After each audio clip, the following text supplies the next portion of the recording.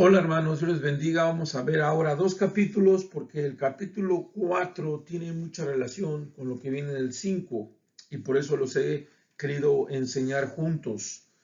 Amós 4 nos habla de cómo el Señor quiere que su pueblo le busque y venga a Él, pero hay una frase que se repite mucho que dice, mas no os volvisteis a mí, dice Jehová. Y en el capítulo 5, como Israel no se quería volver a Jehová, entonces Dios manda nuevamente al profeta a predicar y la frase o el tema central es buscadme y viviréis. Capítulo 4 es no te volviste, no me buscaste. Y entonces el 5 es búscame y vas a vivir. Así que vamos a comenzar con el capítulo 4, versículo 1. Pero antes de comenzar vamos a orar. Padre Santo, te pedimos que tu palabra sea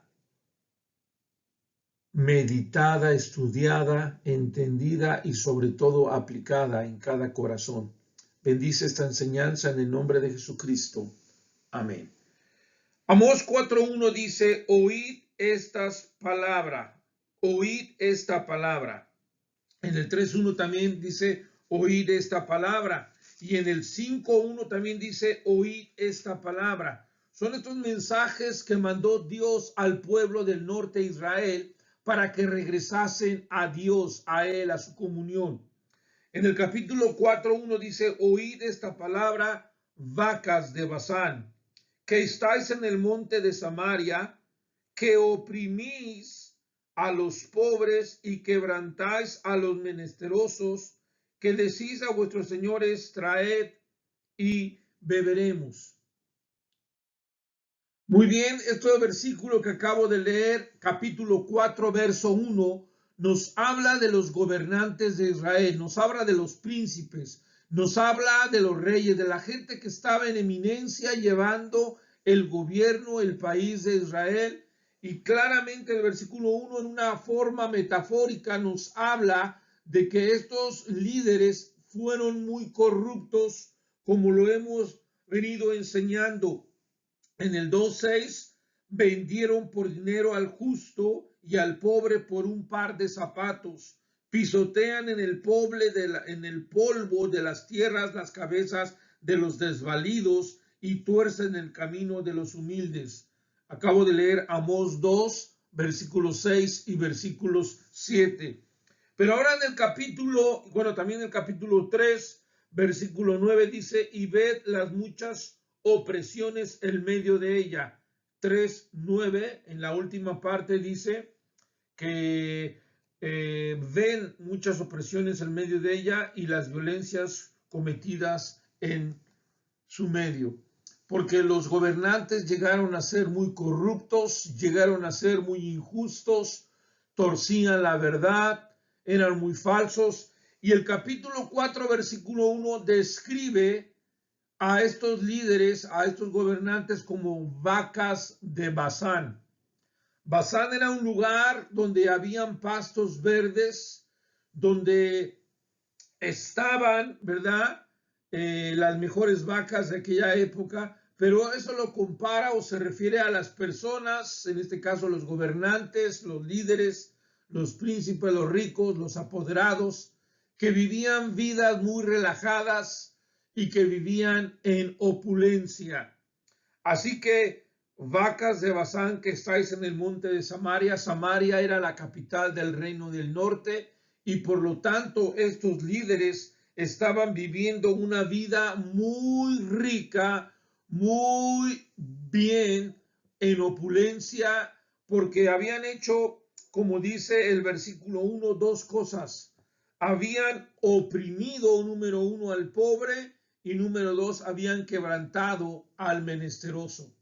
Es interesante ver estas dos palabras, tanto pobre y menesteroso, como oprimís y quebrantáis o quebrantan, que dice la Biblia que estos hombres, estos líderes oprimían, ¿verdad? De una manera autoritaria, de una manera injusta al pobre. Al pobre se refiere económicamente, al que no tiene los recursos. Y menesteroso tiene que ver más con el débil, con aquel que está en una gran necesidad, que tiene muchas necesidades y sobre todo que no está viviendo en opulencia, ¿verdad?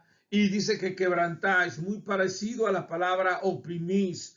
Igualmente la idea de ser injustos, la idea de ser arbitrarios, la idea de ir y aplastar, oprimir, en este caso, al que es más débil, al que está en gran necesidad o al que está en una necesidad económica muy, pero muy, vive muy paupérrimamente.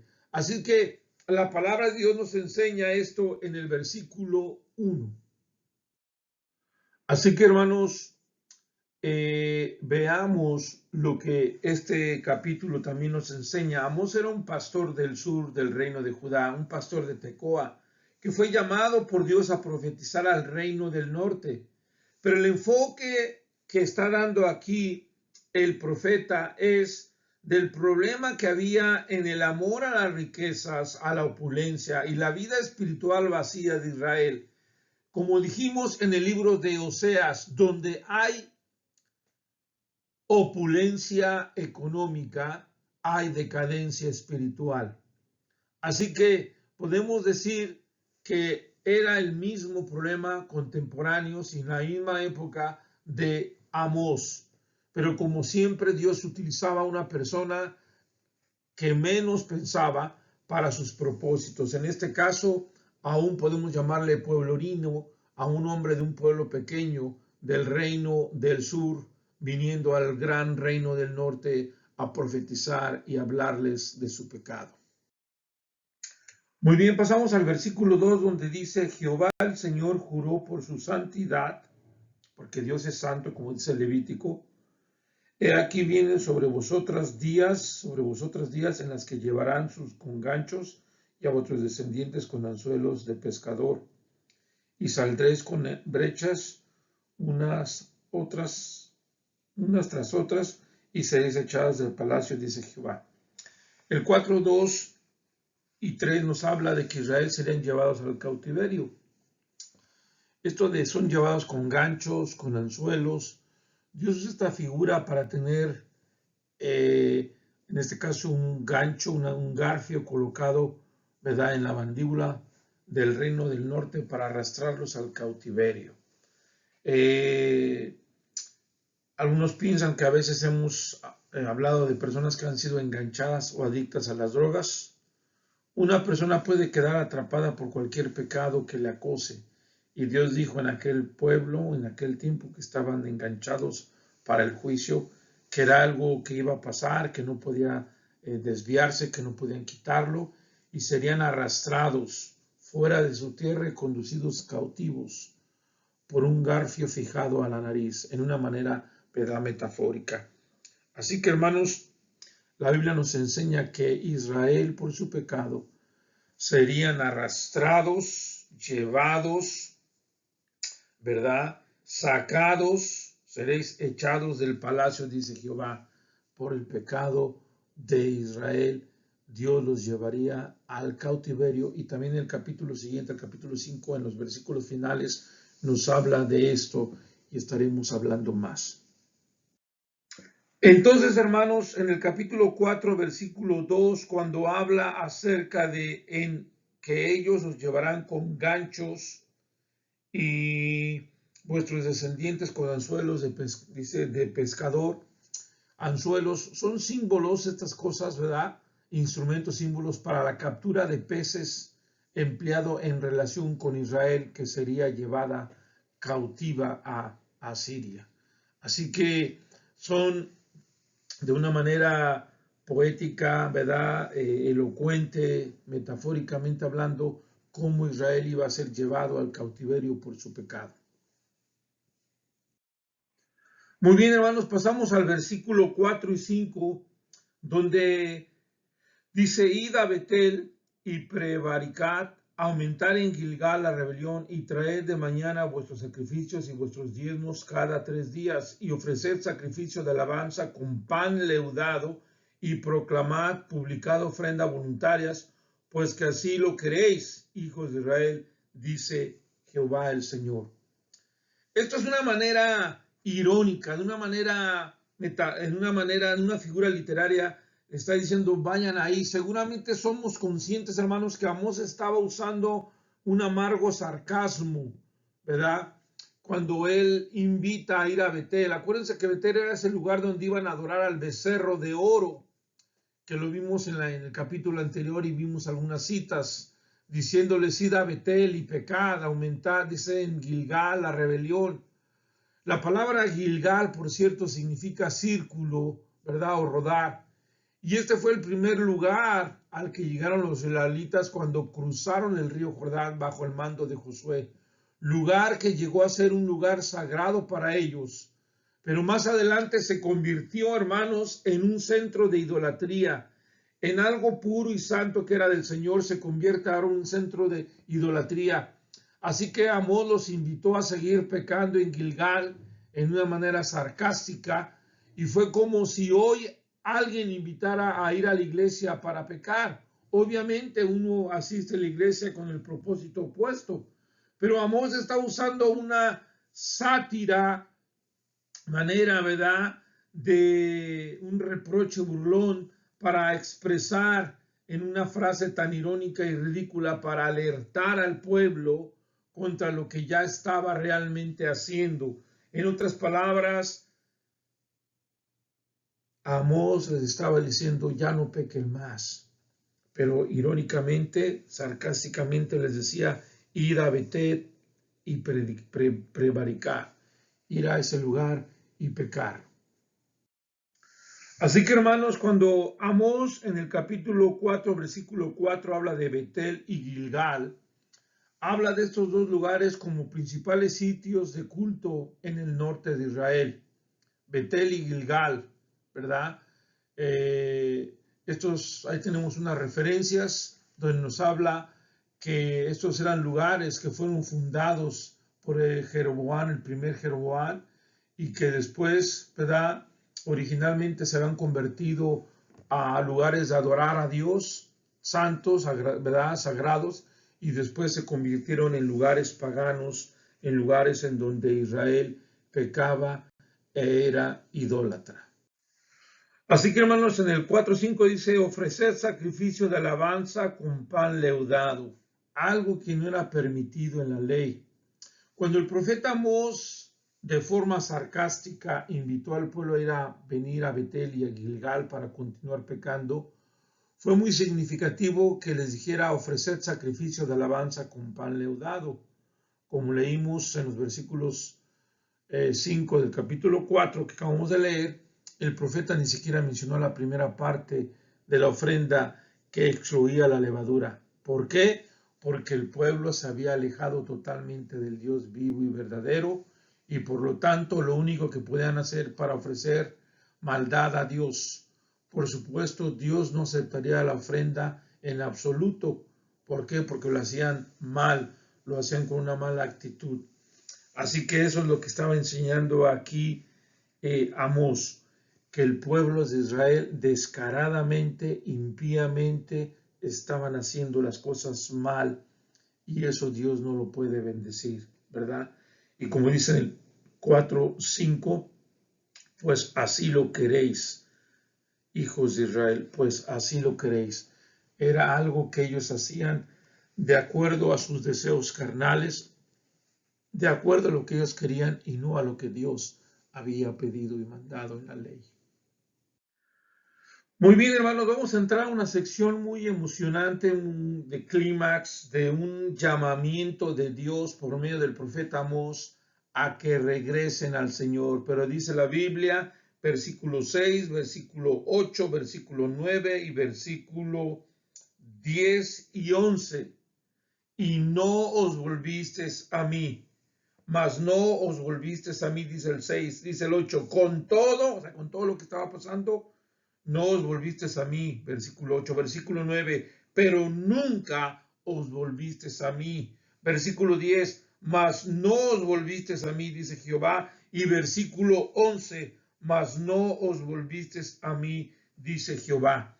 1, 2, 3, 4, 5 versículos al final donde Dios le dice al pueblo de Israel, no os volviste a mí, dice Jehová. La palabra volviste significa y no te arrepentiste, y no te regresaste, y no tomaste el camino correcto, sino que prefieres tomar o preferiste tomar el camino incorrecto. Y el Señor manda, por decir así, estas 5 plagas, ¿verdad? Primera es una hambruna, dice, os hice estar a diente limpio, significa eso, en el versículo 6, os hice estar a diente limpio en todas vuestras ciudades, y hubo falta de pan en todos vuestros pueblos, pero aún así, con la hambre, no os volvisteis a mí. Qué triste, ¿verdad, hermanos?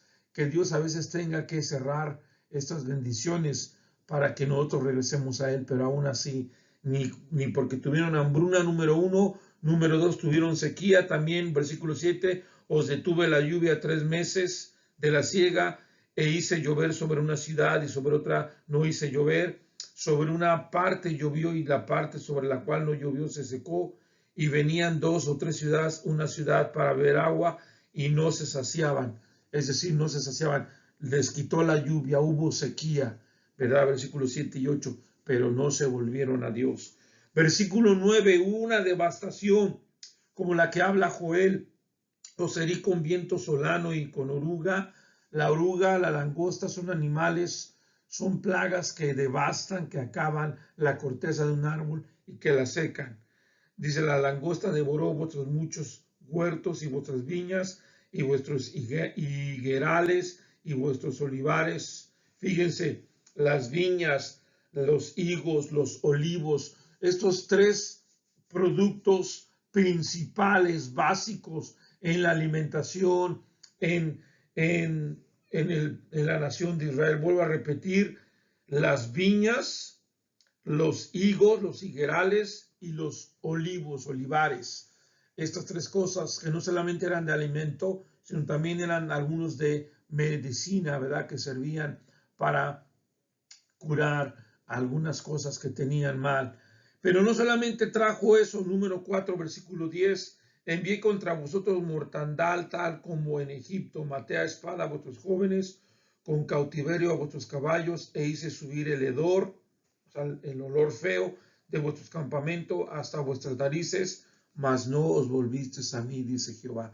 Dios mandó mortandad y aún así no se volvían a Jehová. Y número 5, la 5ª plaga, os trastorné como cuando Dios trastornó a Sodoma y Gomorra, y fuisteis como tizón. Tizón es un pedazo de carbón encendido, ¿verdad?, al rojo vivo, escapado del fuego, mas no os volvisteis a mí, dice Jehová. Así que mandó hambre, mandó sequía, mandó devastación a la cosecha, mandó mortandad, mandó fuego, pero Israel no se regresaba a la comunión con él. Qué triste, hermanos. Y bueno, hermanos, el versículo 12 es un versículo hermosísimo y termina con un adverbio diciendo, por lo tanto, o sea, por todo esto que ustedes no han hecho, porque no se han vuelto a pesar de todas estas plagas, porque no se han arrepentido, dice Dios, prepárate. De esta manera te haré a ti, oh Israel, pero dice, porque te he de hacer esto, y luego le dice, prepárate para venir al encuentro de tu Dios, oh Israel. Interesante la palabra en hebreo, prepárate, que significa estar listo, estar o llegar, ¿verdad? Estar completamente preparado o estar en condiciones de acción inmediata o de un uso o de un progreso. Acuérdense, hermanos, como dice la parábola de las 10 vírgenes, 5 estuvieron preparadas y 5 no estuvieron allá en Mateo 25. Dios nos insta y nos habla a estar listos. Cristo viene pronto y la pregunta es, ¿estás preparado? ¿Estás listo? Y me gusta mucho esa palabra, para el encuentro, es decir, para el día que conozcas cara a cara a Dios, para el día que nos presentemos cara a cara con el Señor. Un pasaje muy bonito, hermanos, para reflexionar. Prepárate para venir al encuentro de tu Dios. Espero, hermanos, que estemos listos para ese gran encuentro cara a cara con el Señor. Y qué manera hermosa de terminar este capítulo 4, ¿verdad? Prepárate para venir al encuentro de tu Dios, pero vea, porque Dios dice, porque he aquí, como diciendo, estas son las razones por las cuales tienes que prepararte, porque Dios es un Dios que forma los montes, ¿verdad? Que les da identidad, en este caso fue lo que hizo Dios, que forma, que da identidad y que crea. La misma palabra de que viene de Bará en hebreo, que está en el Génesis 1, que significa que trae a la existencia, de la nada a la existencia. El único que puede crear eso es nuestro Dios, que crea el viento, que dice y anuncia al hombre sus pensamientos. Anuncia es, declara enfáticamente, declara con una autoridad única y perfecta, determinada de nuestro gran Dios. Declara, anuncia, ¿verdad? Enfáticamente al hombre su pensamiento. Dios lo hace. El que hace las tinieblas mañana, y luego vean, el que pasa sobre las alturas de la tierra. Acuérdense que nuestro Dios es un Dios grande, el que pasa sobre las alturas de la tierra. Dice la Biblia en el libro, si no mal recuerdo, en otro profeta, bueno, lo voy a buscar, eso lo voy a leer, en el libro de Nahum, dice la palabra de Dios, que Jehová es un Dios vengador, pero también dice así, aquí nos habla de lo grande que es nuestro Dios. Jehová es tardo para ira y grande en poder. Jehová marcha en la tempestad. Estoy leyendo Nahum 1, 2, 3 y 4, lo cual nos habla de nuestro gran y poderoso Dios que nosotros servimos y tenemos, hermanos. Dios es grande y Dios hace las tinieblas mañana y pasa sobre las alturas de la tierra, porque servimos a un Dios grande y porque Dios forma, crea, anuncia y hace y pasa. Necesitamos nosotros doblar rodilla y prepararnos, estar listos para el encuentro de nuestro Dios. Y bueno, vamos a pasar ahora al capítulo 5, que tiene que ver mucho, pienso yo, con el 4, en el sentido de que Israel no se quiso arrepentir, pero Dios siempre manda a sus profetas y tiene segundas, terceras o varias oportunidades para nosotros. Dice en el 5:1, oíd esta palabra, y dice Dios, que yo levanto para alimentación sobre vosotros, casas de Israel. Cuando la Biblia dice que yo levanto, es decir, que el Señor quiere que oigan, que conozcan. Dios manda a sus profetas para que la gente escuche de su palabra y conozca. Yo levanto lamentación, es decir, que Dios quiere hacer llamar su atención de ellos, ¿verdad? Para que vengan a la presencia de Dios, para que se arrepientan. Dice el 2, cayó la Virgen de Israel y no podrá levantarse ya más. Fue dejada sobre su tierra, no hay quien la levante. Hermanos, separados de Dios nada podemos hacer. No podrá levantarse, es decir, que Israel vendrá en ruina, en derrota, ¿verdad? Vendrá ruina y derrota sobre Israel, por eso dice cayó. Eso es lo que significa ruina, derrota por su pecado, como dice en el libro de Oseas 14, porque por tu pecado has caído. Y el versículo 3 del capítulo 5 dice, porque así ha dicho Jehová el Señor, la ciudad que salga con 1000 volverá con 100, y la que salga con 100 volverá con 10 en la casa de Israel. Es decir, Dios va a hacer disminuir, Dios va a disminuir la fortaleza, la potencia de este pueblo por su pecado. Así que tenemos aquí un panorama gris, pero dentro de todo esto Dios dice lo siguiente: busca a Dios. En el versículo 4 dice, pero, o sea, del 1 al 3 hay un panorama triste, feo, lamentable, ruina, decadencia, disminución, pero dice después Dios, buscadme y viviréis. Pero así ha dicho el Jehová, así dice Jehová a la casa de Israel, buscadme y viviréis. Y esta frase se repite, ahorita vamos a ver en otros versículos, pero la palabra o el verbo buscar significa experimentar. Qué bonito. tratar seriamente de encontrar la presencia de una deidad, en este caso la presencia de Dios, experimentar, pasar tiempo a solas con Dios. Buscar a Dios significa buscar su rostro, buscarle a Él, es decir, recurrir, pedir, llamar, ir al Señor, indagar, investigar, requerir, buscar cuidadosamente la presencia de Dios. Y a veces, hermanos, no buscamos el rostro de Dios como Él quiere. Otra cosa interesante acerca del verbo buscad es que está tanto en el versículo 4 como en el versículo 6, buscadme, buscad a Jehová, está en una forma imperativa. ¿Qué significa? Es un mandamiento, es una ordenanza de Dios de buscar ese encuentro cara a cara, de buscar el rostro de Dios como grandes hombres de Dios. Y hermanos, la idea de buscar a Dios es buscar esa relación con Dios. En 1 de Crónicas 16:11 dice, buscad a Jehová y su poder, buscad su rostro continuamente. Este salmo de acción de gracias lo está dando David cuando ellos trajeron el arca de Dios y él dice buscar a Dios. Interesante el contexto. En el capítulo 16 de 1 de Crónicas, David hace lo correcto y trae el arca del pacto donde debe de ser para que entonces ellos reconozcan y confiesen y loen al Señor. Dice, y puso delante del arca de Jehová ministros de levitas para que recordasen lo que tenemos que hacer nosotros, confesasen y loasen a Jehová. Eso es lo que tenemos que hacer cuando tengamos comunión con Dios. Tenemos que recordar lo que Él hace, tenemos que confesar y tenemos que loar el nombre de Dios.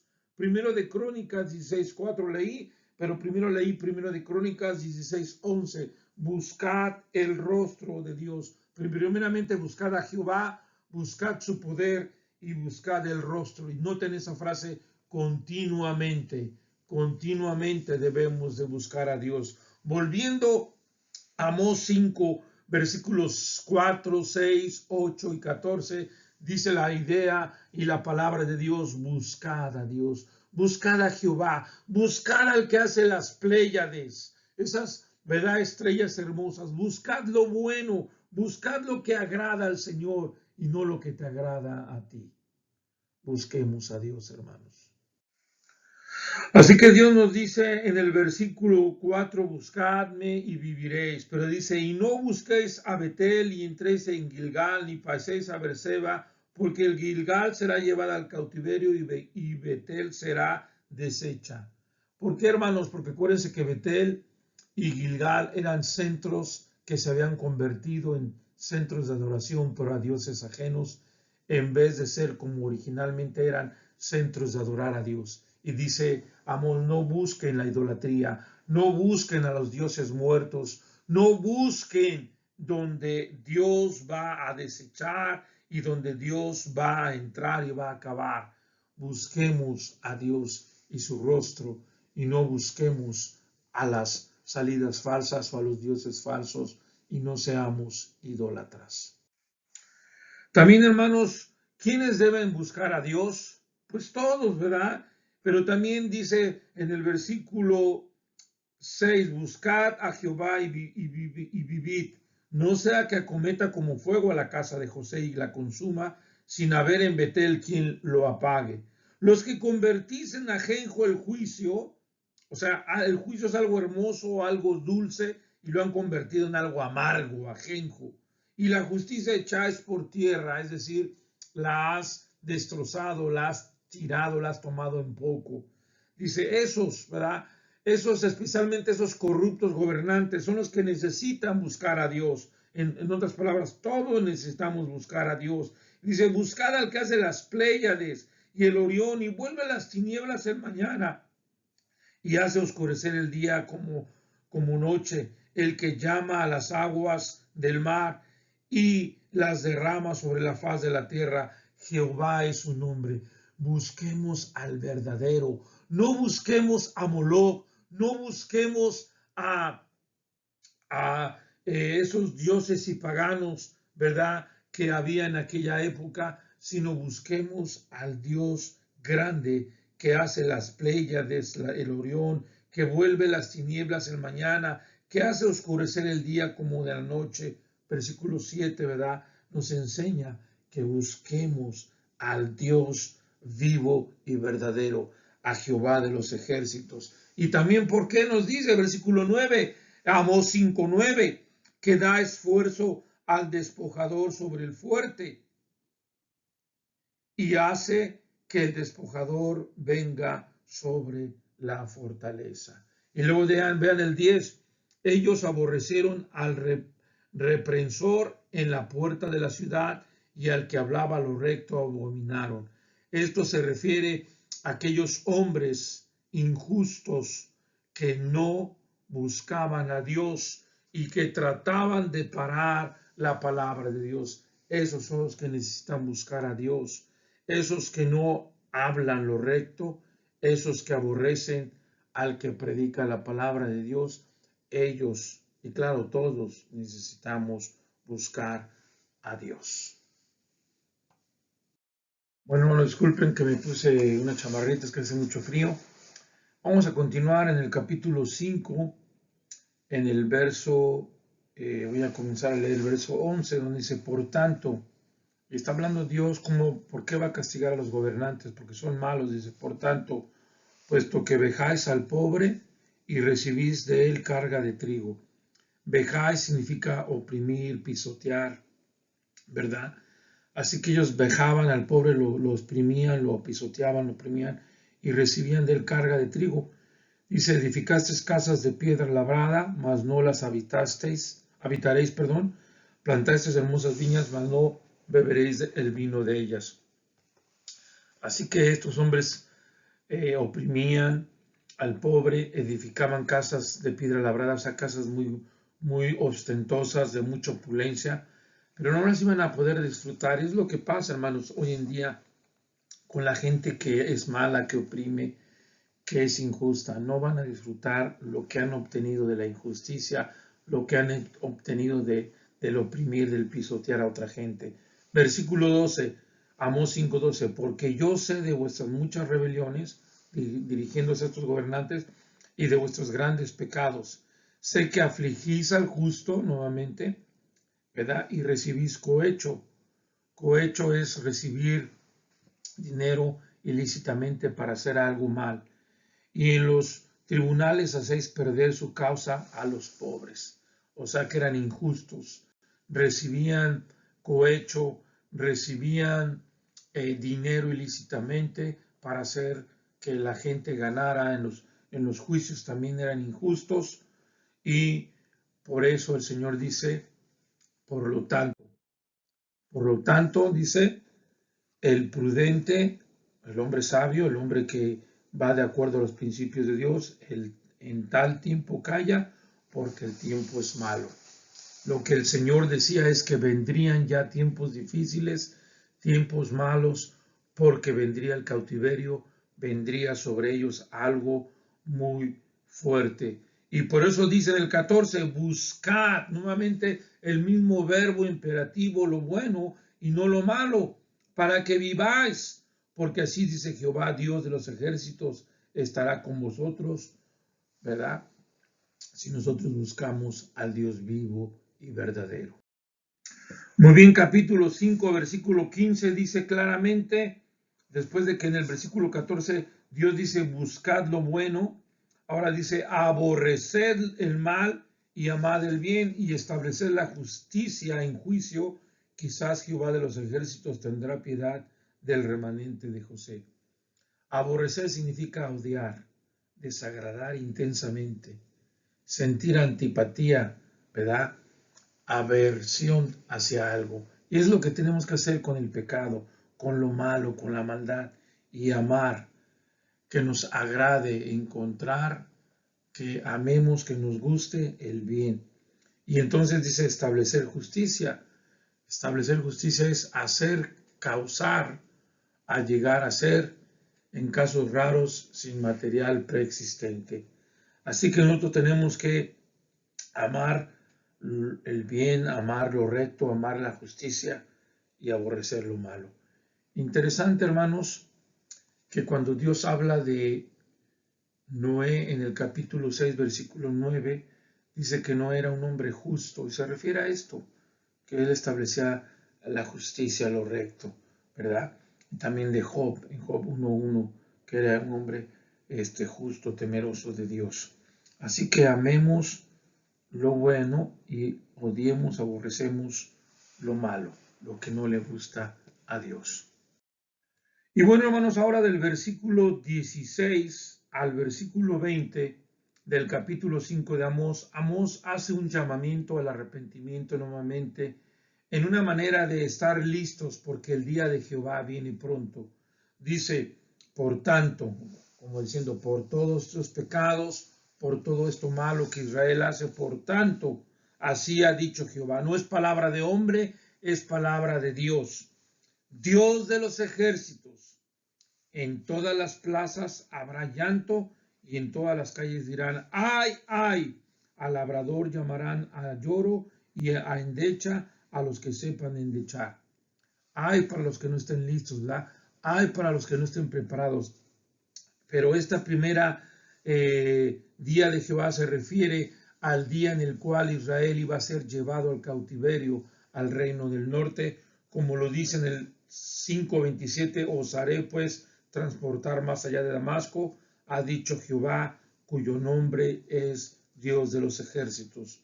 Lo que Dios dice es verdad y vendría y vendrá. Pero dice, y en todas las viñas, versículo 17, 5:17, y en todas las viñas habrá llanto, porque pasaré del medio de ti, dice Jehová. Y va a haber llanto, hermanos, porque va a ser quitada esa bendición. Y va a haber llanto porque no estuvieron listos. Y va a haber ay, ay, como dice el 18, ay de los que deseen el día de Jehová.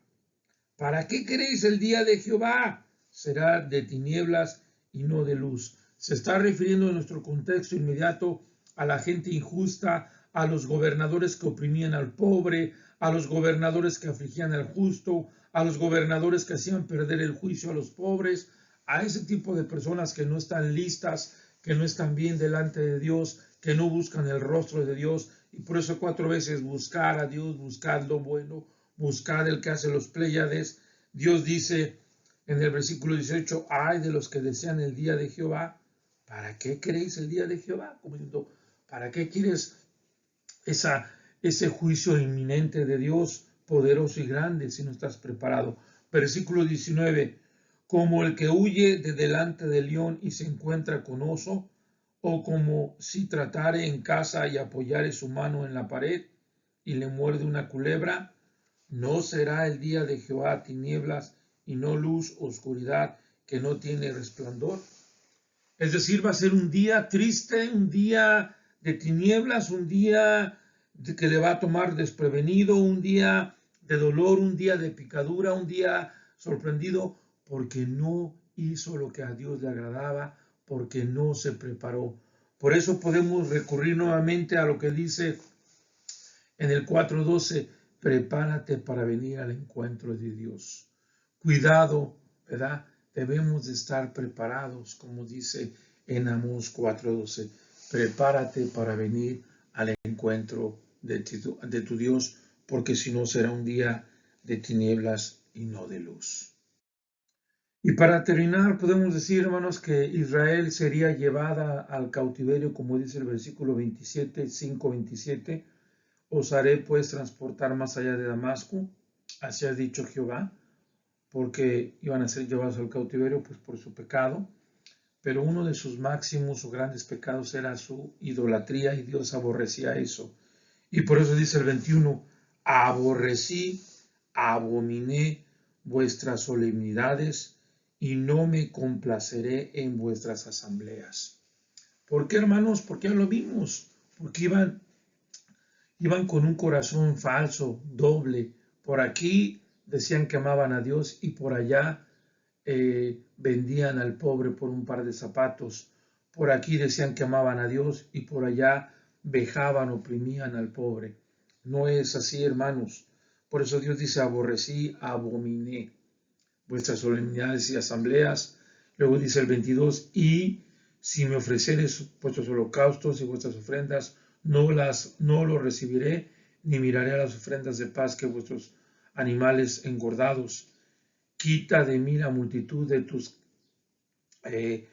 cantares, pues no escucharé los salmodias de tus instrumentos. Como dice Isaías 1, del 11 al 14, hastiado estoy de vuestros sacrificios. Dios no quería, ¿verdad?, que así como en la época también, porque Isaías, Oseas y Amós y Jeremías son contemporáneos, así como en esas épocas Dios no quería ningún holocausto, ningún sacrificio, porque ellos no estaban bien delante de Dios. Vean el versículo 24, pero corre el juicio como las aguas y la justicia como impetuoso arroyo. Pero dice, me ofreciste sacrificios y ofrendas en el desierto en 40 años, oh casa de Israel. Y ve el 26, antes bien, o sea, en vez de ofrecerle, ¿qué hicieron? Llevabais el tabernáculo de vuestro Moloc y Kiun, ídolos vuestros, la estrella de vuestros dioses que os hicisteis. Así que, qué triste, hermanos, que Israel en estos 40 años en el desierto le falló a Dios muchas veces. Recuerda, cuando Moisés fue a traer las tablas de la ley, ellos prontamente se volvieron al becerro de oro y tomaron las mismas costumbres y las mismas mañas y los mismos dioses e ídolos paganos que habían aprendido también en Egipto. Qué triste, hermanos. Pero por eso Dios aborrecía y abominaba lo que Israel le hacía y le daba, porque iban con un corazón leudado, con un corazón lleno de odio, lleno de injusticia.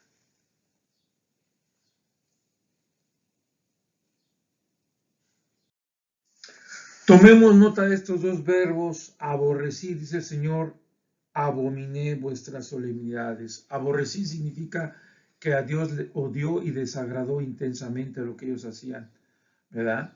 Y también abominé, que Dios rechazó, despreció, ¿verdad? Rechazó con desprecio. ¿Por qué, hermanos? Porque Israel no lo hacía de corazón. Y por eso voy a ir rápidamente a Isaías capítulo 1, donde nos dice claramente que de la misma manera que en la época de Amós, que eran contemporáneos, Dios no amó lo que su pueblo hacía, porque dice en Isaías 1, por ejemplo, 11, ¿para qué me sirve, dice Jehová, la multitud de vuestros sacrificios? Hastiado estoy de holocaustos de carneros y de cebo de animal gordos. No quiero sangre de bueyes, ni de ovejas, ni de machos cabríos.